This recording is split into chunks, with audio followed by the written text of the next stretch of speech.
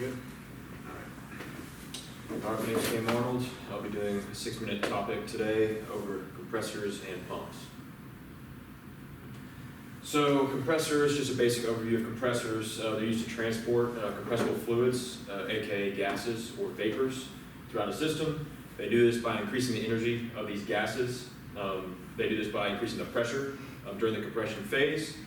During the compression phase, that will be when it's reducing the volume of these gases, and then they'll be used either for storage and or supply. An example of this would be your everyday air pump or air compressor, which is shown here in the bottom right. I mean, I'll get into how that works in the next slide, but that's your most everyday use of these compressors, and you'll see these like filling up basketballs or filling up footballs, anything like that.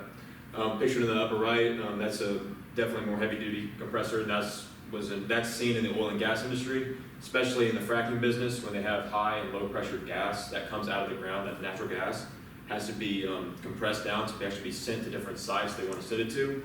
If you can see in the very back there's like a small vertical vessel, I guess drum.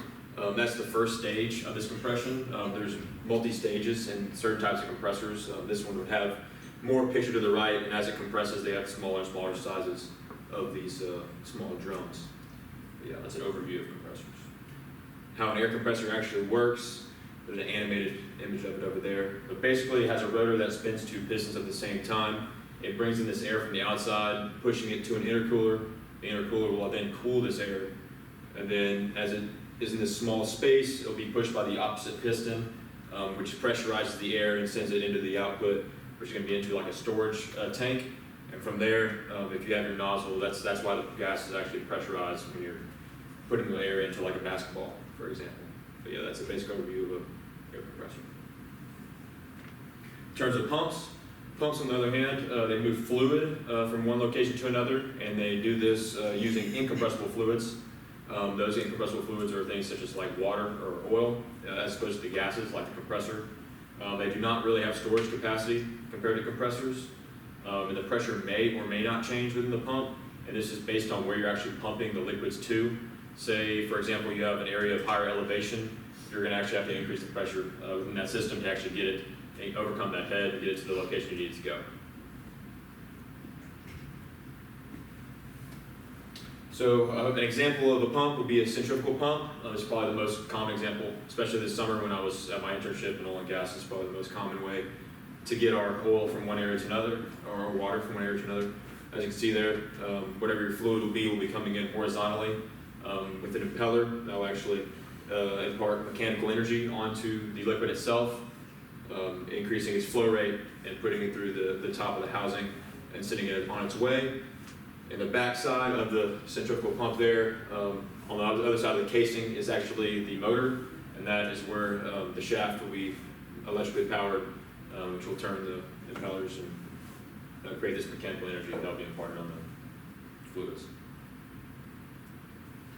So in terms of an overview, compressors, like I said, they deal with compressible fluids, gas or vapors.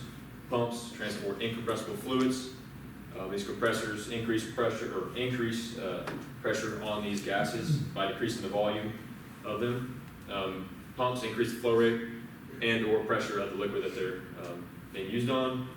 There's usually an extremely high outlet pressure compared to the inlet pressure in these compressors, and generally not as extreme within the pumps themselves. Some different types of compressors. So you have the dynamic and positive displacement are the 2 main branches of compressors. Within the dynamic, you have centrifugal, which is a radial flow, pictured in the left image there. These can be single or multi-stage, and they can also be horizontal. There's also axial flow, pictured on the right.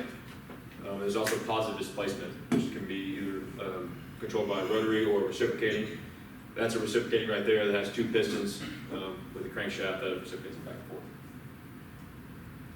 In terms of pumps, pretty similar actually setups with similar to the compressors themselves. You have dynamic, which is centrifugal and axial, and positive displacement.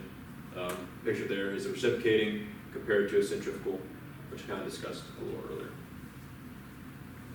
In terms of the real world, how you'll see these in PID diagrams, say you work at a plant, you'll be seeing a lot of these all the time, or in the oil and gas industry. Probably should have put this arrow at the top, but here's kind of how centrifugal pumps are shown in these PID diagrams. and here is a compressor. In this case, you have a gas that's coming in and going through this scrubber, which is trying to clean this gas that's coming through. So you'll have some liquid drop out here, which is kind of what a scrubber's for. You're trying to get liquid out of the gas so you can send it to the compressor. But this liquid will have to be increased in flow rate, and so you do that using a pump, send that where it needs to go. And the picture there on the top, see we have different stages. We have first stage, second stage, third stage, and fourth stage. That kind of just depends on whatever you're doing in the field and kind of whatever your conditions are and what you need to do with the gas itself. But that's kind of how you see it on a P&ID diagram. You can kind of see how they work hand in hand there. Yeah. References.